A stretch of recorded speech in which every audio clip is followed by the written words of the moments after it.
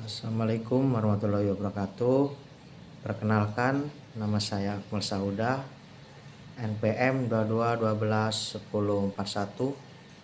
Saya dari Prodi Administrasi Bisnis. Di sini saya akan menjelaskan Pancasila sebagai ideologi negara. Yang pertama, konsep Pancasila sebagai ideologi negara. Istilah ideologi berasal dari kata idea, yang artinya gagasan, konsep, pengertian dasar, cita-cita, dan logos yang berarti ilmu. Ideologi secara etimologis artinya ilmu tentang ide-ide, the science of ideas, atau ajaran tentang pengertian dasar. Kaelan 2013 halaman 60-61. Kamus Besar Bahasa Indonesia. Ideologi didefinisikan sebagai kumpulan konsep bersistem yang dijadikan asas pendapat yang memberikan arah dan tujuan untuk kelangsungan hidup. Ideologi juga diartikan sebagai cara berpikir seseorang atau suatu golongan. Ideologi dapat diartikan paham, teori, dan tujuan yang merupakan satu program sosial politik. Kamus Besar Bahasa Indonesia 2008 halaman 517. Selanjutnya ada menurut para ahli.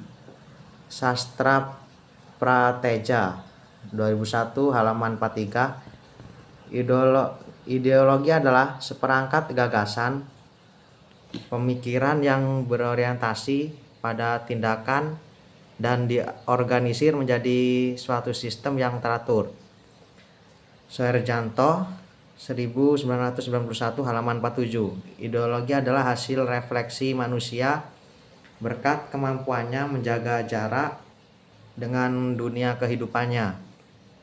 Menurut Mubyarto 1991 halaman 239, ideologi adalah sejumlah doktrin, kepercayaan, dan simbol-simbol sekelompok masyarakat atau suatu bangsa yang menjadi pegangan dan pedoman kerja atau perjuangan untuk mencapai tujuan masyarakat atau bangsa itu.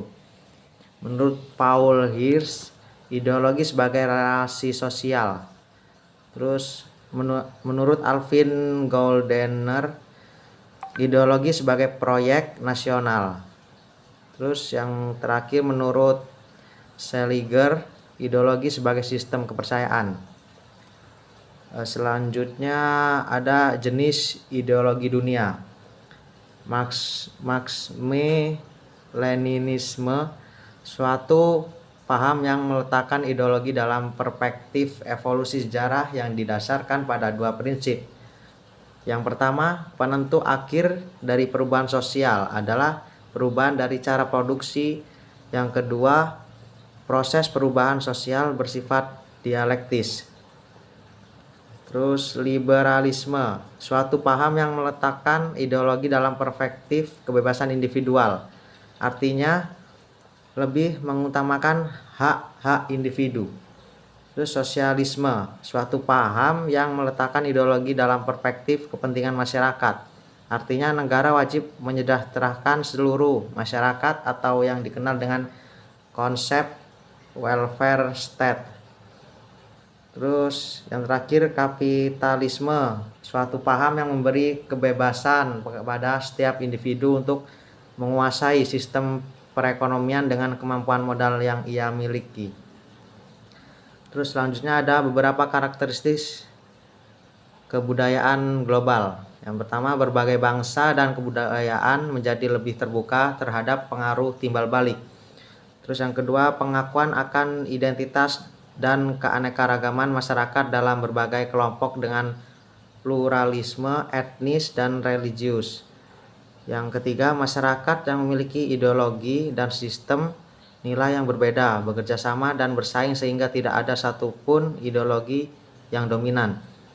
Yang keempat, kebudayaan global merupakan suatu yang khas secara utuh, tetapi tetap bersifat plural dan heterogen. Yang kelima, nilai-nilai hak asasi manusia atau disebut dengan HAM. Kebebasan, demokrasi menjadi nilai-nilai yang dihayati bersama tapi dengan interpretasi yang berbeda. Terus selanjutnya ada alasan diperlukan kajian Pancasila sebagai ideologi negara. Warga negara memahami dan melaksanakan Pancasila sebagai ideologi negara. Unsur-unsur yang mempengaruhi ideologi Pancasila sebagai berikut. Yang pertama, unsur ateisme yang terdapat dalam ideologi Marxisme atau komunisme bertentangan dengan sila ketuhanan yang Maha Esa. Yang kedua, unsur individualisme dalam liberalisme tidak sesuai dengan prinsip nilai gotong royong dalam sila keadilan sosial bagi seluruh rakyat Indonesia. Yang ketiga, kapitalisme yang memberikan kebebasan individu untuk menguasai sistem perekonomian negara tidak sesuai dengan prinsip ekonomi kerakyatan. Terus ada penyelenggara negara memahami dan melaksanakan Pancasila sebagai ideologi negara. Unsur penting dalam kedudukan Pancasila sebagai orientasi kehidupan konstitusional, yaitu ada dua unsur. Yang pertama, kesediaan untuk saling menghargai dalam kekhasan masing-masing, artinya adanya kesepakatan untuk bersama-sama membangun negara Indonesia tanpa diskriminasi sehingga ideologi Pancasila menutup pintu untuk semua ideologi eksklusif yang mau menyeragamkan masyarakat menurut gagasannya sendiri. Yang kedua, aktualisasi 5 sila Pancasila, artinya sila-sila dilaksanakan dalam kehidupan bernegara. Selanjutnya ada sumber historis, sosiologis, politis tentang Pancasila sebagai ideologi negara. Sumber historis Pancasila sebagai ideologi negara. Pancasila sebagai ideologi negara dalam masa pemerintahan Presiden Soekarno. Pancasila sebagai ideologi dalam masa pemerintahan Presiden Soeharto. Pancasila sebagai ideologi dalam masa pemerintahan Presiden Habibie. Pancasila sebagai ideologi dalam masa pemerintahan Presiden Abdurrahman Wahid. Pancasila sebagai ideologi dalam masa pemerintahan Presiden Megawati. Pancasila sebagai ideologi dalam masa pemerintahan Presiden SBY. Terus sumber sosiologis Pancasila sebagai ideologi negara. Unsur-unsur sosiologis yang membentuk Pancasila sebagai ideologi negara meliputi hal-hal sebagai berikut. Sila ketuhanan yang Maha Esa, sila kemanusiaan yang adil dan beradab, sila persatuan Indonesia, sila kerakyatan yang dipimpin oleh hikmat kebijaksanaan dalam permusyawaratan perwakilan, sila keadilan sosial bagi seluruh rakyat Indonesia. Terus sumber politis Pancasila sebagai ideologi negara. Unsur-unsur politis yang membentuk Pancasila sebagai ideologi negara meliputi hal-hal sebagai berikut. Sila ketuhanan yang Maha Esa diwujudkan dalam bentuk semangat toleransi antarumat beragama. Sila kemanusiaan yang adil dan beradab diwujudkan penghargaan terhadap pelaksanaan hak asasi manusia di Indonesia. Sila persatuan Indonesia diwujudkan dalam mendahulukan kepentingan bangsa dan negara daripada kepentingan kelompok atau golongan termasuk partai. Sila kerakyatan yang dipimpin oleh hikmat kebijaksanaan dalam permusyawaratan perwakilan diwujudkan dalam mendahulukan pengambilan keputusan berdasarkan musyawarah daripada voting. Sila kerakyatan yang dipimpin oleh hikmat, sila keadilan sosial bagi seluruh rakyat Indonesia diwujudkan dalam bentuk tidak menyalahgunakan kekuasaan atau abuse of power untuk memperkaya diri atau kelompok, karena penyalahgunaan kekuasaan itulah yang menjadi faktor pemicu terjadinya korupsi. Terus dinamika tantangan Pancasila sebagai ideologi negara. Dinamika Pancasila sebagai ideologi negara yaitu ada 3. Yang pertama Orde Lama, yang kedua Orde Baru, yang ketiga Orde Reformasi.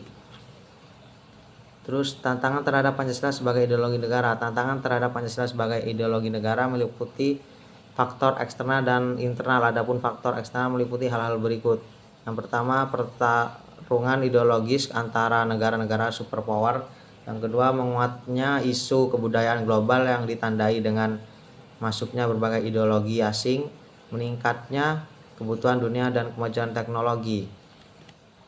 Terus faktor internal meliputi hal-hal sebagai berikut. Yang pertama, pergantian rezim yang berkuasa. Yang kedua, penyalahgunaan kekuasaan atau yang disebut KKN. Terus ada esensi dan urgensi Pancasila sebagai ideologi negara. Hakikat Pancasila sebagai ideologi negara. Hakikat Pancasila sebagai ideologi negara memiliki 3 dimensi, yaitu dimensi realitas, dimensi idealitas, dimensi fleksibilitas. Terus urgensi Pancasila sebagai ideologi negara. Beberapa peran konkret Pancasila sebagai ideologi meliputi hal-hal sebagai berikut. Yang pertama, ideologi negara sebagai penuntun warga negara. Yang kedua, ideologi negara sebagai penolakan terhadap nilai-nilai yang tidak sesuai dengan sila-sila Pancasila. Cukup itu saja yang mungkin bisa saya jelaskan tentang Pancasila sebagai ideologi negara. Saya akhiri. Wassalamualaikum warahmatullahi wabarakatuh.